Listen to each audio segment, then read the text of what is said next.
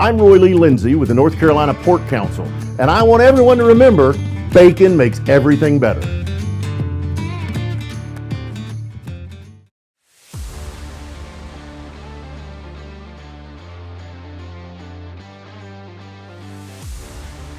All of the bowls and the college football playoff controversies rage on from sea to shining sea. I am Mike Waddell, along with Jim Collins right here on the North Carolina Sports Network. And I was thinking today, Jim, what would be a great theme song for this show and for college athletics here in 2023? And it just comes down to money, money, money. We see it in college football. It's obviously one of the dominant trends in the sport that we both love. And today, the NCAA coming out with a big new proposal that could bust open the football bowl subdivision between the haves and the have-nots. As a former coach, what do you look at when you look at this type of a financial breakdown and the possibility that some of the schools in the Atlantic Coast Conference or in what has been the Power Five might not be able to afford to stay at that level?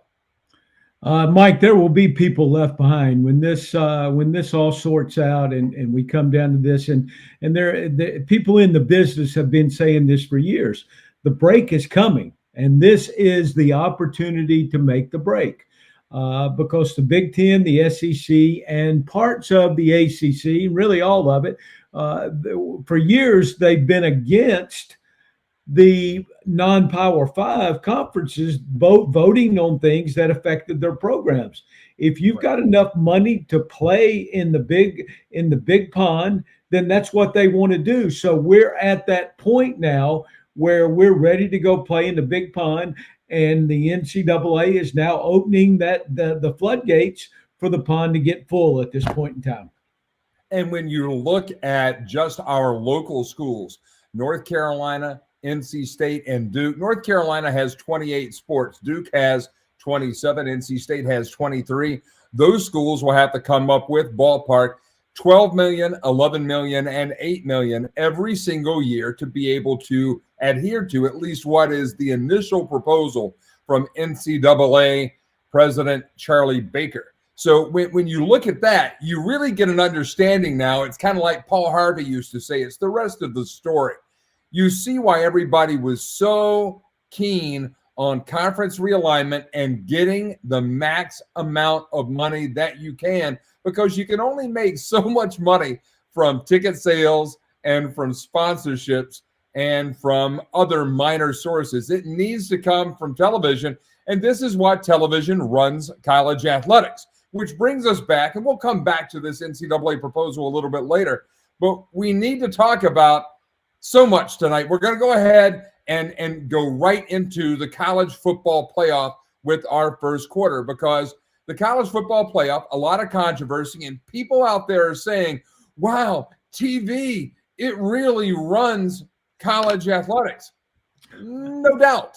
And anybody that didn't know that has never worked in college athletics and has never been around college football, to where I can tell you at most of the schools over the last 25 years where I've worked, we didn't get a chance to set our game times. TV was setting those game times. Everybody's familiar with the 10-day hold or the 7-day hold or this, that, or the other. I tell you, it is really something that comes into full view when you look at the bowl situation, as ESPN owns 17 of these 41 bowl games, and they own the college football playoff. Going to ask you straight up, Jimmy, do you think that television had a big influence over the selection of Alabama and not Florida State for the 2023 playoff? You know what, Mike? I do not think television played any role in that. I think the committee made the best choices of what would be the most competitive four teams for the national championship and for the playoffs. Now you're 100% correct. Obviously, you're the administrator, and I'm the old ball coach here. So you know a lot more about the administration part of it than I do. But we all understand that the 17 bowl games that ESPN has control of. They don't care if there's one single person that sits in the stands and watches a game. All they're concerned about is if they can sell all of the commercials that are connected to the game. So money is a huge part, but I do not, to repeat myself, I do not think that was a factor among the committee as they made their selections on Saturday night and Sunday. I agree with you. This really comes down to the criteria. And for all of the pearl clutching out there of people saying, well, this isn't fair, and this team deserved this, and this team deserved that, this would have been a moot point had the commissioners of the Atlantic Coast Conference, the Big 12, and the Pac-12 all voted over a year ago to expand the playoff capacity for 2023. They did not. And now, in terms of Jim Phillips, his Atlantic Coast Conference is on the outside looking in. They'll lose some money, and yes, that's going to hurt a little bit. But when you look at that amount of money that's going to be lost, spread over all of the teams in the Atlantic Coast Conference, it's really not a critical amount. It's a big amount to you and I, and to most of the people watching this video, but it's not a big deal. But when you come back to this, hey, they say right there in the criteria that if a player is missing, a critical player is missing from the roster of one of the teams, that can be used as part of the criteria. It's not something that was new, so I don't understand, Jimmy. I get it. I played college football. You played college football. We all know that you got to play the game, okay? But if they say that that was part of the criteria going in, and then they use that criteria, it's kind of hard to sit here and say, oh my, I can't understand why they did that. I mean, they said they were going to do it, and they did it. So I got to tell you, I'd have a bigger problem if I were Georgia, that I went from number one and not losing a game for 2 years in the regular season to going to number 6 behind Florida State and Alabama and Texas and Washington. I get Michigan being number 1, but I could really make a great case that Georgia is truly one of the best 4 teams. Well, Mike, I hope the fans out there understand that we should be, based on what was proposed, we should be in the first year of a 12-team playoff. And as you stated, the commissioners of 3 conferences decided that they were going to vote against it because they thought the SEC and the Big Ten were accumulating too much power. As you know, and we all know as fans and coaches and all of us, that the expansion of those 2 leagues with Texas and Oklahoma going into the SEC, and then the pickup of Washington and Southern Cal and UCLA into the Big Ten, there was a concern that the ACC, the Big Ten, the ACC, the Big 12, and the Pac-12 were in trouble of even existing. And I think they are still in trouble, especially with what's happened in this voting and what's happened with this playoff as we move forward in it. Conferences are really passe, that they're involved in the television right now. But with this new tier, conferences that are even fortified right now, the SEC and the Big Ten, they're going to have some schools that may choose not to go this route.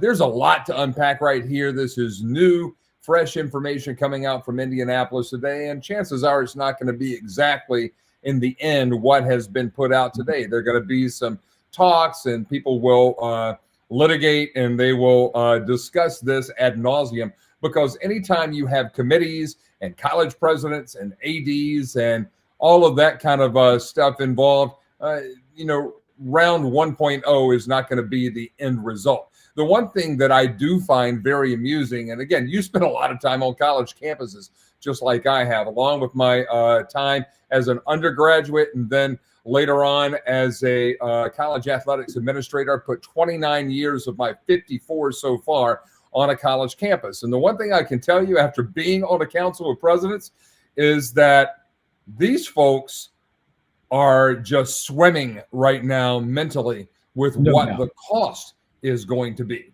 I mean, this is going to be astronomical. Again, $12 million estimated for the University of North Carolina annually to put into a payroll, more or less, for their athletes over 28 sports.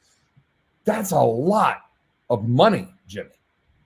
Well, there's no doubt, Mike. We're in a situation where we knew this possibility was coming, and it was coming long before the NCAA came out with this proposal today, and this and what they thought needed to develop.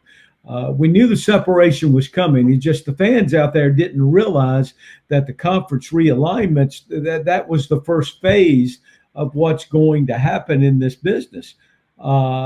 You as an administrator understand, and there's been a lot since Florida State was passed up in the CFP. There's been a lot of people out there that have criticized administrators, have criticized the committee, and done all those things. But the job, and you can address this, the job of an athletic director or an administrator at a university is to protect his university. That is the number one thing for them to do. And the thing that's happening out there is there's a lot of people protecting themselves, and there's so much money to be made right now. I go back and I'll reference this. Clemson just hired 2 new assistant football coaches, both of them making close to $1 million a year.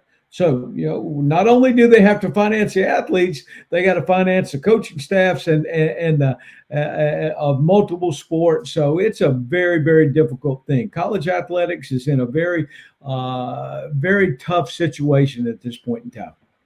Jimmy, I've been a media member, and I've been a college athletics administrator. I've been on NCAA committees myself. I've been on national governing boards of college athletics for different sports. And I can tell you, when you go into those committees, if your school or your conference is being discussed, you are asked to leave the room. People out there taking shots at Buch, Oregon, because Florida State didn't get into the college football playoff. These people they're not qualified to make a statement outside of just being a fan, because they don't know what the hell they're talking about.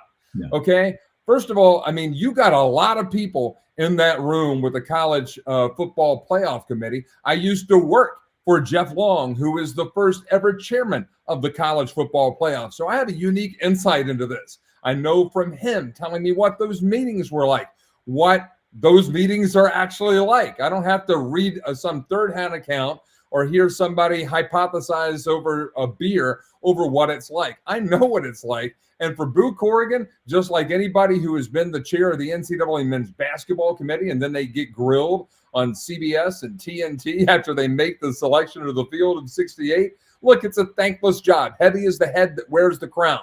Everybody put out statements. Everybody faced the media, or at least from that CFP standpoint with Buch, Oregon. Jim Phillips put out a statement. I worked with Jim Phillips in the Mid-American Conference. I was the interim AD at the University of Akron when he was the AD in Northern Illinois. I know Jim. I respect Jim. I don't always agree with him. I think he made a mistake by not voting to expand the college football playoff for 2023. But to sit back and say, well, he's not earning his check because he didn't come out and appear on somebody's talk show. Some of these media guys, I got to tell you, they really think their crap doesn't stink, that they're entitled to some type of answer. You're entitled to do your own damn research and get out of I don't even know what kind of haze they live in, thinking that they're entitled to anything other than what they've gotten a lot of transparency. And then you have the politicians get involved. Jimmy, I tell you, I mean, it's getting more and more bizarre by the moment. But let's talk about the 4 teams that are in the college football playoff. We're going to come back and do a bowl show in a few weeks. But Michigan out of the Big Ten at number 1, they're undefeated. They get the big win over Iowa. No big surprise there. Washington out of the Pac-12. A lot of people thought that Oregon was going to come through and really take it to the Huskies, but the Huskies, again, just come and they deliver. Pretty impressive, those first 2 teams, Michigan and Washington. Well, they are very impressive, but I'm going to bring up another subject here. There are a lot of people out there that say that Michigan should not be in the CFP at this point in time because of the controversy of the signal stealing. So there's another controversy out there among us.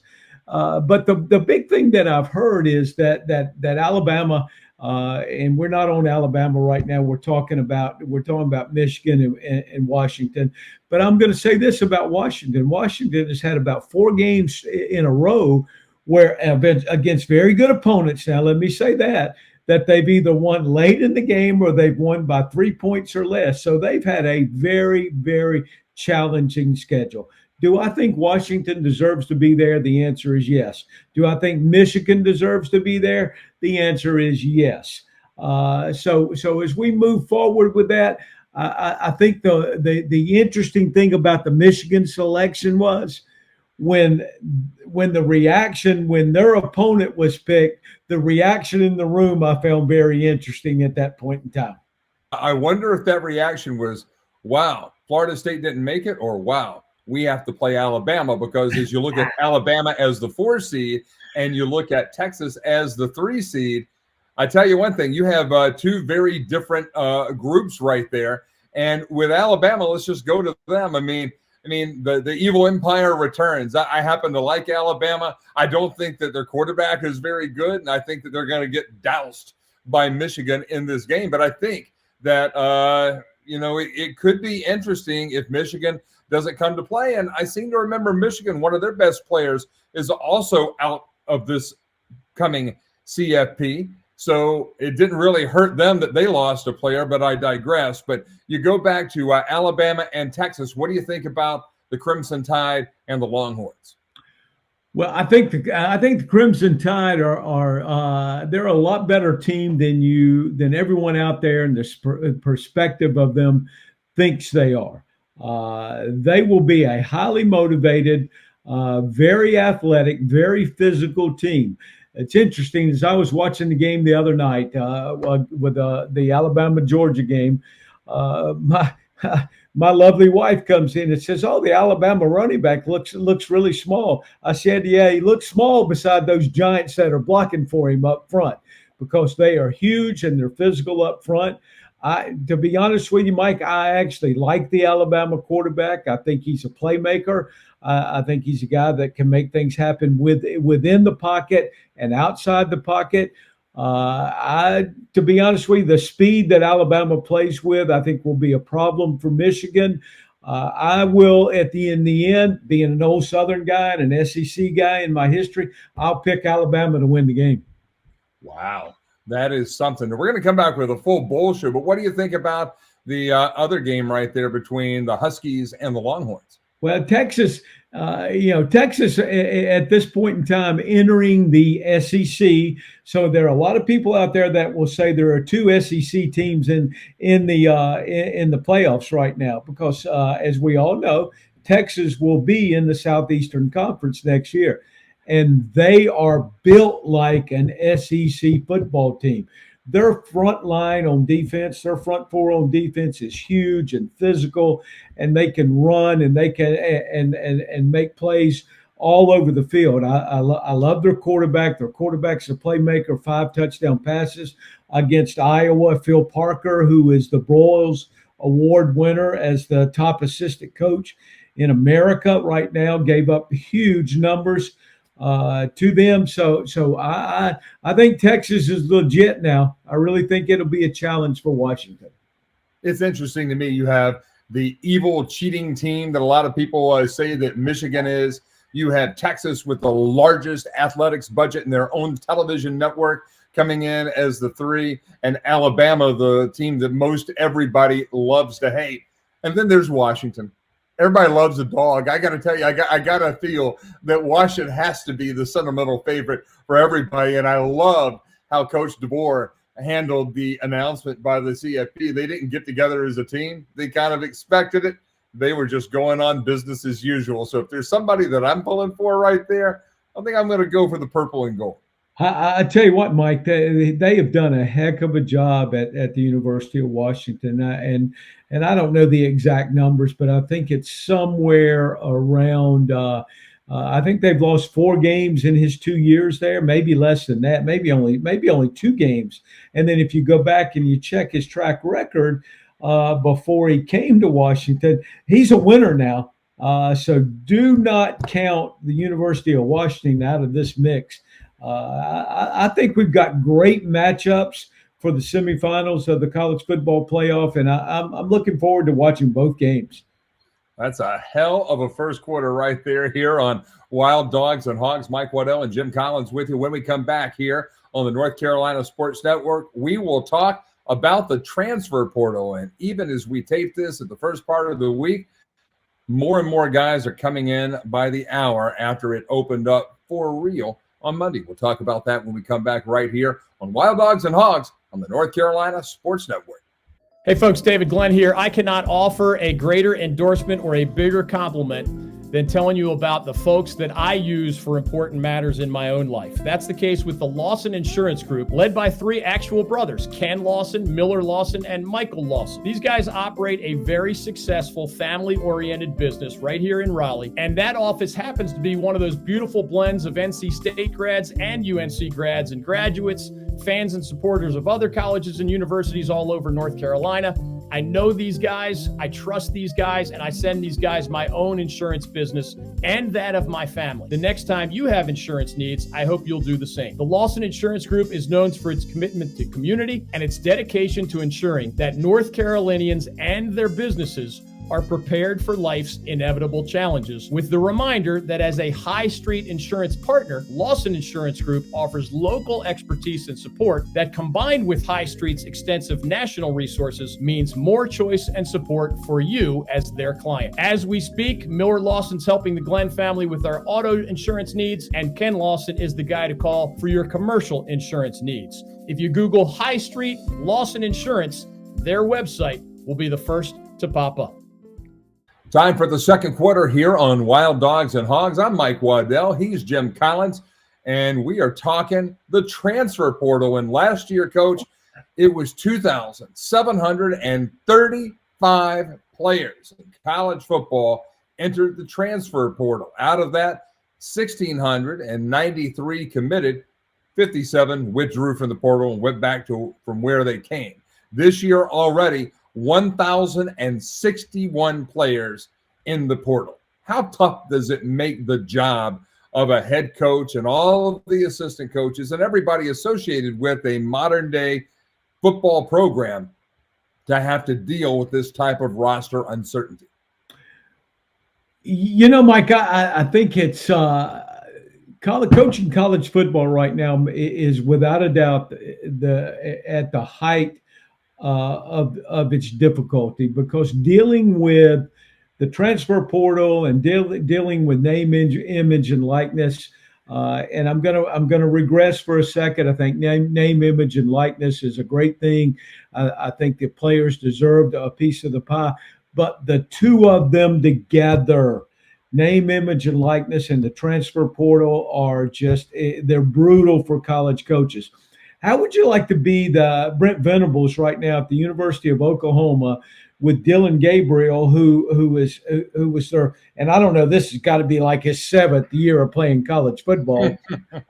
So how would you like to be him that takes Dylan Gabriel, and now all of a sudden Dylan's back into the transfer portal because there's so much money out there at this point in time.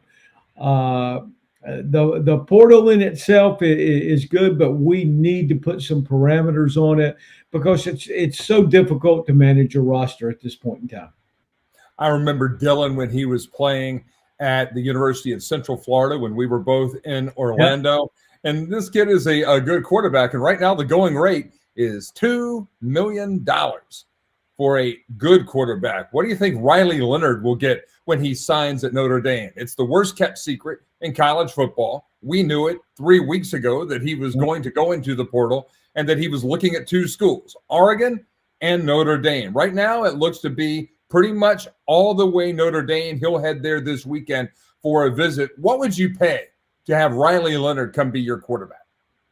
Well, obviously, you got to pay the going rate. So the going rate is supposedly between $2 million and $2.5 million at this point in time. So that's what you got to be prepared to pay. And there's obviously, you and I have had this discussion many times. And my opinion as a defensive football coach, I think the two most important positions that you have to make sure that you're really, really good at are, number one, quarterback. And there will be people say, well, you can win in college football with a quarterback that can just manage the game. Well, you know what? I disagree with that. I think if you're going to win big, you better be able to sign one of these top guys. Obviously, Ohio State has made a decision because the starting quarterback at Ohio State is now in the transfer portal. So obviously, Ohio State, not obviously, that's a bad statement to make on my part, but there's something going on there. They've either told him he should look around, or they've told him we're gonna find somebody and we're gonna pay them more than we're paying you, and they're going to be able to compete with you. So that it gets very interesting at this point in time.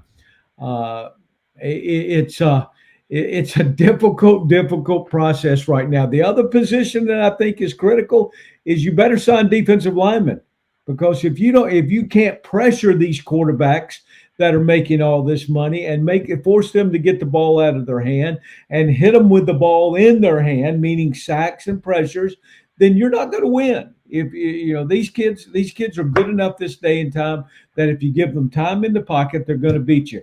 And the ball thrown down the field in college football is either going to be a completion or it's going to be a PI. And so it's a difficult process that you're in right now. When you look at the Rivals transfer portal rankings right now, 4 of the top 5 available players in the portal are quarterbacks. Washington State quarterback Cam Ward, top the list. He's out of West Columbia, Texas. Maybe he's back to the Longhorn State. We have Dante Moore out of UCLA by way of Detroit, Michigan. He is in the portal. Then you go down to an edge rusher and Trey Moore out of Spring Branch, Texas. He this past year was at the University of Texas, San Antonio, and did a great job of developing there, but he's on the market.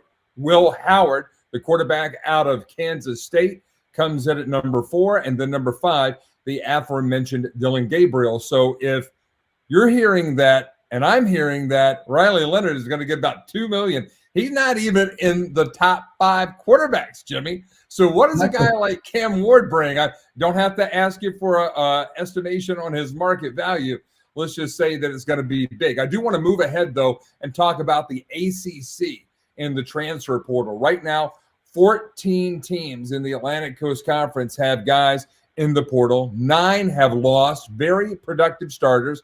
Duke has both of those. 5 have lost 10 to 18 players each. 5 have lost a starting quarterback, and 4 have lost at least 1 or more all Atlantic Coast Conference players. Now, you understand why Duke is losing guys right now, because they don't have a head coach. I mean, Duke's administration is out in Las Vegas right now. They're interviewing people because that's where the College Football National Football Foundation Awards Dinner is taking place. They no longer do it in New York, which is a travesty to me. I used to love going to the Waldorf, but it's out in Vegas right now. They're talking to people out there. But NC State and North Carolina are losing a lot of guys right now. Now, North Carolina is not losing anybody of great merit. They've lost 13 so far, with 1 coming in late on Tuesday. But North Carolina State, the team that brags about their culture, they have lost 14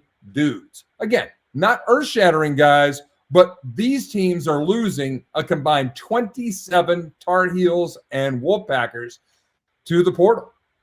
The thing that we don't know at this point in time, Mike, is this. We don't know how many of those 27 players were encouraged to look elsewhere, because we're in a world now. We used to be in a world where you were allowed 25 initials each year. As you know, as the administrator, you could sign 25 scholarships per year. There is no limit now. You can sign as many as you want in a recruiting season. So you can change your entire roster or part of your roster, just like Colorado did a year ago. So I'm not privy to the inside part of this, but I would say that a percentage of those were told that they didn't have to leave but they were told that their chances of being a primetime player, being a starter or a primary backup, were not very good, and they would enhance their ability to play and have a significant playing time by choosing to go somewhere else. We don't know those things, so it would be interesting to know the inside piece of that. It ought to be a lot of fun. North Carolina has already gotten a commitment from Max Johnson, who started out at LSU, then went to Texas A&M. Now he'll be a Tar Heel next year. And again, the worst kept secret in America in college football, or at least in our parts, is that Drake May is going to the NFL. Drake May is not going to play in the Duke's Mayo Bowl. Neither is Cedric Gray. Nobody's talking about that, right? But they're neither going to play in that game. North Carolina, though, choosing to go early before the portal truly even opened up, and they get the commitment from Max Johnson. Now, Max Johnson does have ties to the state of North Carolina through his father, who I played against in high school.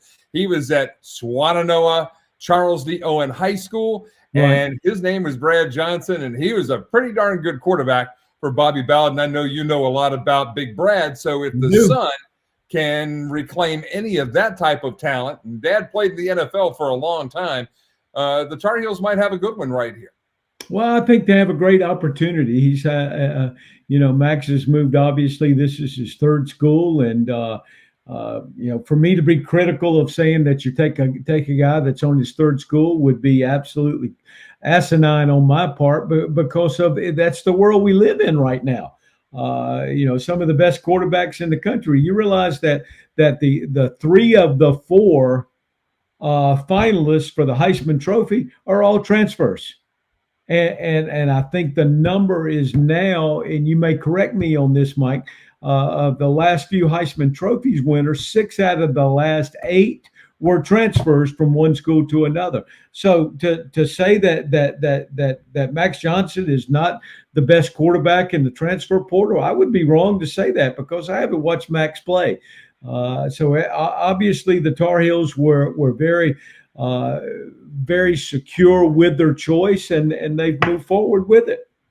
Ought to be a lot of fun to see how the portal continues to shake out. That's the transfer portal portion of today's edition of Wild Dogs and Hogs. When we come back, we're going to talk about the bowl games and all of the bowl games that ACC teams are going to this year.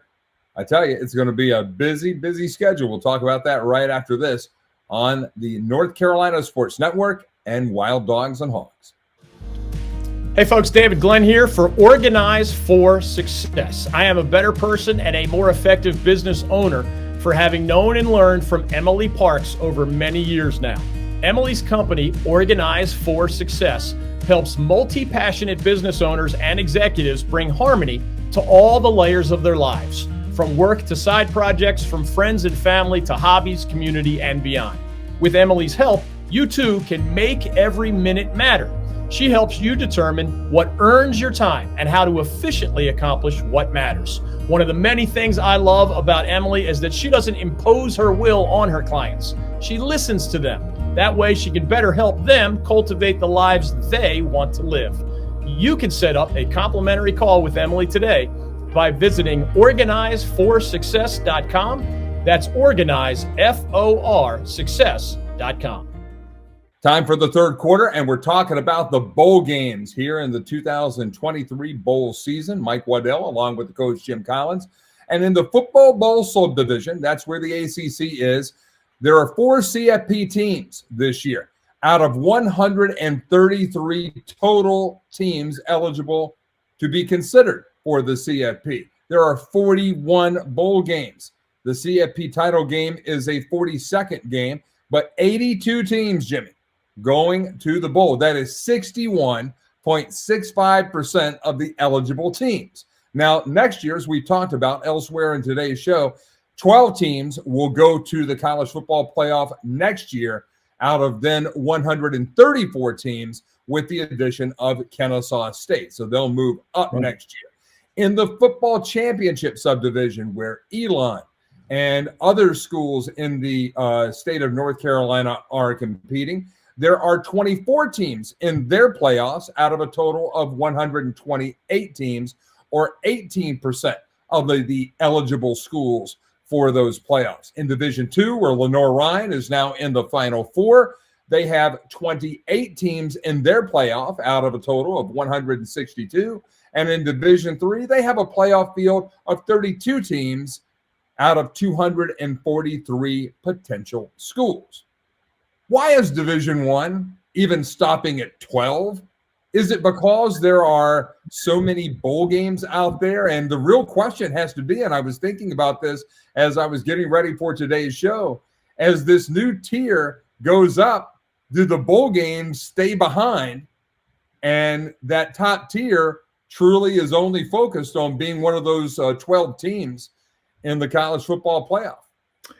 You know, Mike, this entire situation that we're entering in right now is so topsy turvy. I don't know how you make a statement on any of this. I mean, it's all a guess at this point in time because we don't know what's going to happen. And we said this earlier in the first quarter. There's one thing that makes all this go around at this point in time, and that is money, money, money. And what somebody out there, whomever it is, and when I say somebody out there, I mean a network. There's going to be a network out there that's going to spend a lot of money for the CFP as we move down the road, whether it's a 12-team playoff or a 24-team playoff. We get to the point, you look at the NFL at this point in time. How many out of 32 teams in the NFL, how many make the playoffs at this point in time?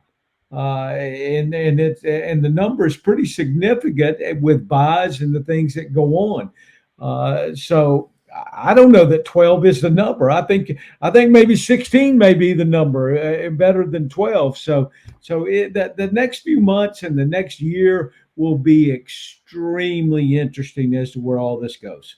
Well, the answer to the TV network is it's probably not just going to be one. It'll be two. It'll be ESPN and Fox, just like in the NFL. You have multiple networks that are avowing themselves to be a part of the NFL package through their massive Titanic investments every year. But ESPN owns a company named ESPN Events, and they have 32 events that they put on every year. That includes 4 early season college football kickoff games, 17 college football bowl games, 9 college basketball events, and a college softball event. They're also going to add a new college gymnastics event in 2024, and their portfolio of events features more than 20 Division I conferences. So ESPN and the Mouse, they're probably going to be involved. Let's go to those postseason destinations for the Atlantic Coast Conference. We've already talked about Florida State. They'll be heading to the Capital One Orange Bowl, a bowl that both you and I have been a part of in the past. Great bowl. They'll be playing against the Georgia Bulldogs. That is going to be a heck of a game. For Louisville, they're going to play against Southern Cal in the DirecTV Holiday Bowl, which I've heard is a great bowl to go to, and that will be coming up December 27th on Fox. NC State headed to the Pop-Tarts Bowl, where Dave Doran is hoping to wash down some of that Pop-Tart with some bourbon, and they'll be playing against Kansas State on December 28th. Clemson in the Tax Slayer Gator Bowl. That's had a lot of different corporate names over the years. But they'll play Kentucky, who beat Louisville in the last regular season game. Miami against Rutgers in the Bad Boy Mowers Pinstripe Bowl. You've been to the Pinstripe Bowl, haven't you? You know what, Mike? Of the ones you've just named, I've been to most all of them, to be honest with you. I've been to 20-some bowl games in this old career, and you've only passed on one that I have not been to at this point in time. We have Notre Dame going to play in the Tony the Tiger's Sun Bowl, which is the greatest bowl to go to. You get a free pair of cowboy boots and hang out with their bowl director, Bernie Olivas. He is another one I've been to. It's a lot of fun. I went to my first Sun Bowl in 1972 when I was 3. So Notre Dame playing Oregon State in that one. Virginia Tech in the Military Bowl in Annapolis against Tulane. Boston College will be playing in the Fenway Bowl, so they don't have a very far trip to go. They can stay at home and play SMU, so that's a future ACC game anyway. Duke will be in the Birmingham Bowl. That game is not being played in the dump of all times, Legion Field. They have finally moved out of that rat-infested dump, and they've gone over to UAB's new stadium. Georgia Tech is playing in the Gasparilla Bowl against Central Florida, and South Florida is up against Syracuse in the Boca Raton Bowl, which is another one of those games that'll be played in front of friends and family and a few homeless people that roll in from Boca Raton. North Carolina, though, going back to Charlotte, bookends in Bank of America Stadium in the Duke's Mayo Bowl against West Virginia. Past history in that bowl game with the Tar Heels and the Mountaineers. And for Matt Brown and for Gene Chizik and Chip Lindsey, they're going to have to put together a team that is not going to have a lot of people. They're not going to have the quarterback, Drake May. They're not going to have their defensive leader in Cedric Gray. They're not going to have the guys who are opting out. So do you treat the bowl prep as an intro to spring practice and really just start to experiment? Because this game means absolutely nothing. Well, the interesting thing is, and I'm basing this on a past history when I make this statement. Coach Brown has allowed players that have entered into the transfer portal. He has allowed them to make the choice as to whether they wanted to play in the bowl game or not. So there may be a percentage of those players that are in the portal, if they decide to go somewhere else, that may decide that they want to play in the bowl game.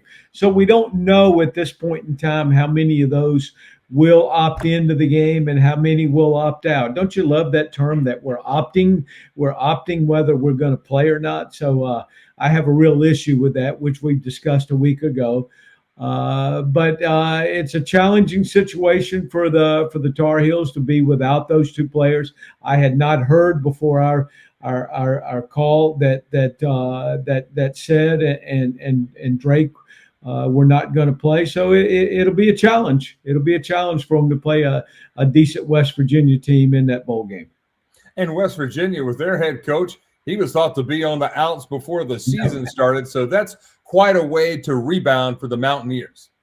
No doubt. They just came out a day or so ago that they were going to retain him and move forward with him. And, West Virginia is a program that has some tradition. So it'll be an interesting matchup in Charlotte. It's a interesting thing as you talk about sometimes players who have opted out deciding that, or the coaches letting them play in the bowl game.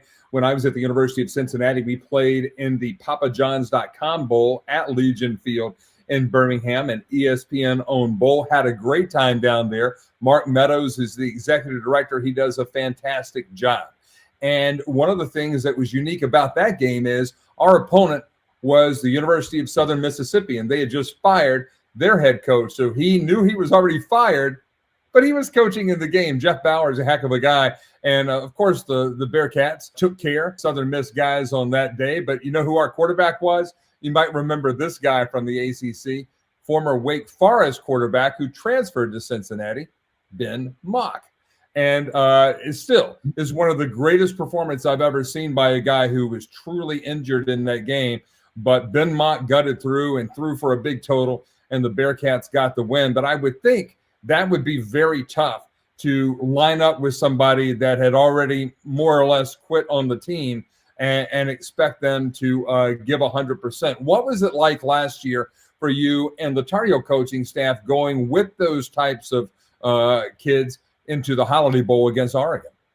Well, I'll say this, Mike. Those kids that had already entered the portal and agreed to play in the bowl game, they were absolutely wonderful in the game. They came in, they played their roles, and they were absolutely no problem. They were not a discipline issue. They were not any issue at all. So they were absolutely fantastic. And I have to give my kudos to the North Carolina staff and to Coach Brown, that they recruit the kind of people that fit that program and fit what Coach Brown is looking for and what they want to do with that program. So they were good character guys. They were absolutely no issue as we went into it. They played hard and they played their role. Now, I don't know if you can do that everywhere. So it'll be interesting to see what people do. With NC State, they've got 15 guys in the portal right now, and that, so I don't know. I look forward to the next couple of weeks to see what happens. Ought to be a lot of fun. Last question about the bowl games. With now an early signing date on December 20th coming before most of these bowl games will be played, how much of a distraction is recruiting, or is it the game, the bowl game, that's a distraction from the ultimate prize, which I would think would be that recruiting class? Well, you know what, Mike, that's a tough question for me to answer, because I've been fortunate enough that I've never coached in a pre-Christmas bowl game. Every bowl game that I've ever coached in was after Christmas. So I've never experienced playing a game with signing date hanging over you. We always had the opportunity to go through the recruiting process, go through signing day, which a lot of the times we didn't have the early signing date, but we did have a dead period that limited what you could do. So I think that's a real challenge to blend the two of them. I think what you're going to have coaches that are they're going to coach their team in the morning, and then they're going to get on an airplane or get in a car, and they're going to drive, and they're going to fly, and they're going to do home visits at night and be back the next morning for another practice. So I can see where, especially with the transfer portal, if you're recruiting hard there, you're going to spend some time on the road at this point in time building your next team. Because let's face it, if you're playing before Christmas, then you're not where you want to be in your program at this point in time. You're in a bowl game, but you didn't win your conference. That's it. That's Jim Collins. I'm Mike Waddell. You're tuned into Wild Dogs and Hogs. And when we come back for the fourth quarter of this edition, we're going to talk about the Duke Blue Devils getting ready for their big Birmingham Bowl game against Troy, the champions of the Sun Belt, who just got the big win over Appalachian State over the weekend. And we'll talk about Trooper Taylor, who is the interim head coach for the Duke Blue Devils, who are now looking for a head coach and trying to sign a recruiting class by December 20th and playing their bowl game on December 23rd. We'll do that right after this on Wild Dogs and Hogs and the North Carolina Sports Network. Hey folks, David Glenn, right here in Raleigh. One of my favorite restaurants for many years has been The Oak, Scratch Kitchen and Bourbon Bar. It's located on Lake Boone Trail, which happens to be a perfect location for a great meal and beverage if you're on your way to nearby Carter Finley Stadium or perhaps PNC Arena for a concert, Wolfpack or Hurricanes game, or other event. The menu is incredibly tasty and creative. The atmosphere is a lot of fun. The bourbon options are as high-end and varied as you'll find anywhere. The staff is super classy and first-rate, and I've just always loved the people, the food, and the overall vibe there. When I took Carolina Hurricanes owner Tom Dundon to lunch, yes, meaning the billionaire who owns the hockey team, I took him to The Oak. Seriously, it's that good. Learn more or make a reservation by visiting their website, theoakraleigh.com. That's theoakraleigh.com. Special thanks to Nick and Haley and their team for joining the family here at the David Glenn Show and the new North Carolina Sports Network. It's the fourth quarter here on Wild Dogs and Hogs. I'm Mike Waddell. He's Jim Collins, and this is the North Carolina Sports Network. And let's talk some Duke football. Jimmy, you've been on two different Duke football staffs over your career, and now Trooper Taylor has to take over for the departed Mike Elko in the interim role.